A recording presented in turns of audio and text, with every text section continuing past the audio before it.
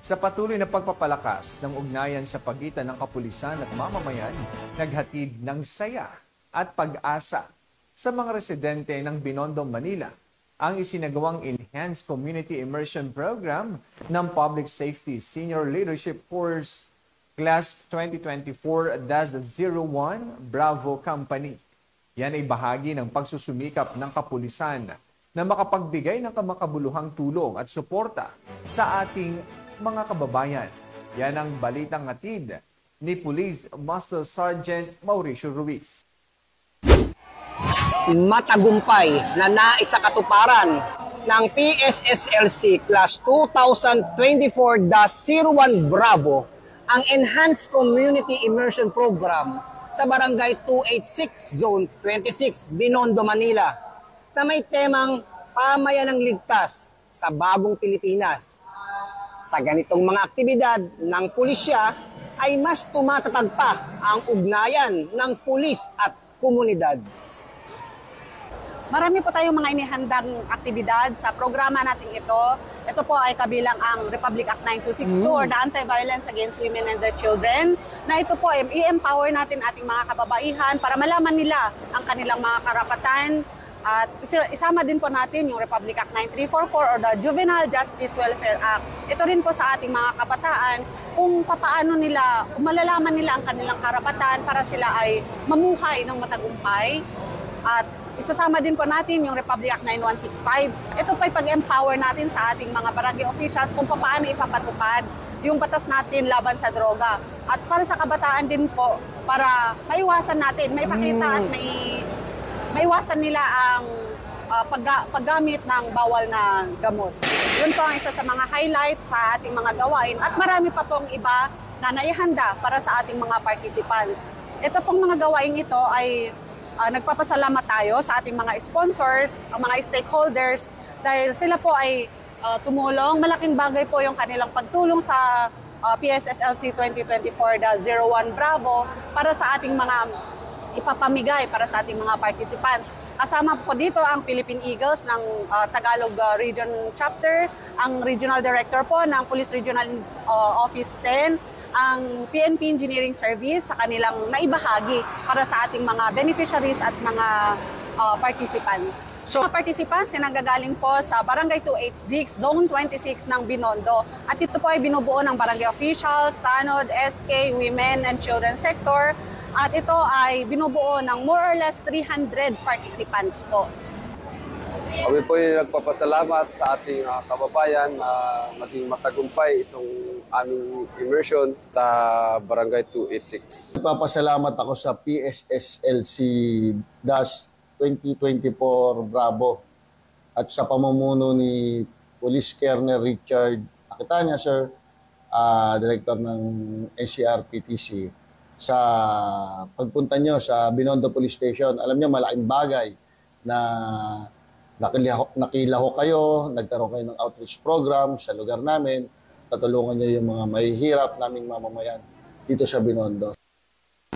In behalf of our Regional Training Center, from our very own RTD, led by Police Colonel Richard Mendoza Aquitania, we from the staff of NCRTC are strongly support this activity immersion by our senior leadership course, which is being conducted every leadership course. We have this community immersion.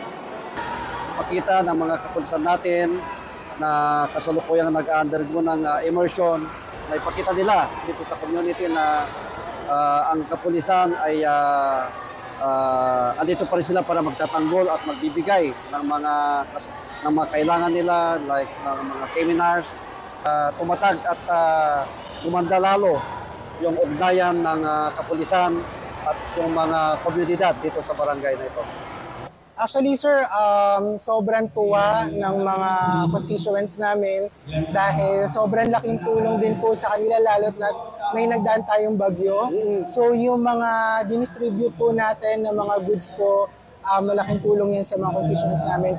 So in behalf po ng Barangay 286 ng buong pamunuan, mula po sa amin po ng Barangay Alberto Loresto, kami po ay nagpapasalamat po sa buong klase po ng PSSLC Class 2024-01 Bravo.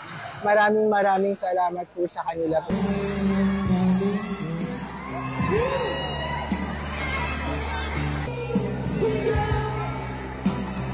Palakpakan! Sa barangay! Anong 286 sa Binondo?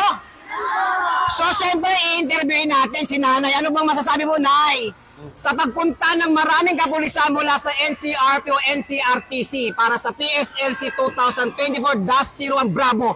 Anong masasabi mo? Pinuntahan namin kayo dito. Nagpapasalamat sa maraming pulis na nagbigay ng maraming biyaya sa Barangay 286, sa Barangay Chairman Abet Loresto. Oh, masaya ba kayo sa pagpunta namin dito?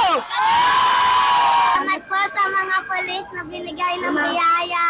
Sana maulit-ulit. Wow, okay.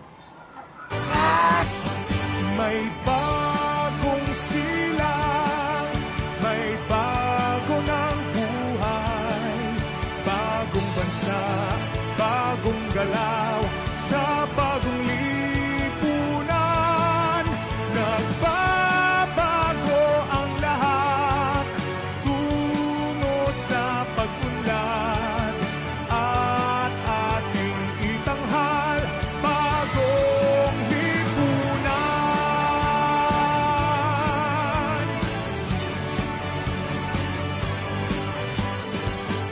Ang gabi nagmaliw ng ganan, yung tulong para kasi.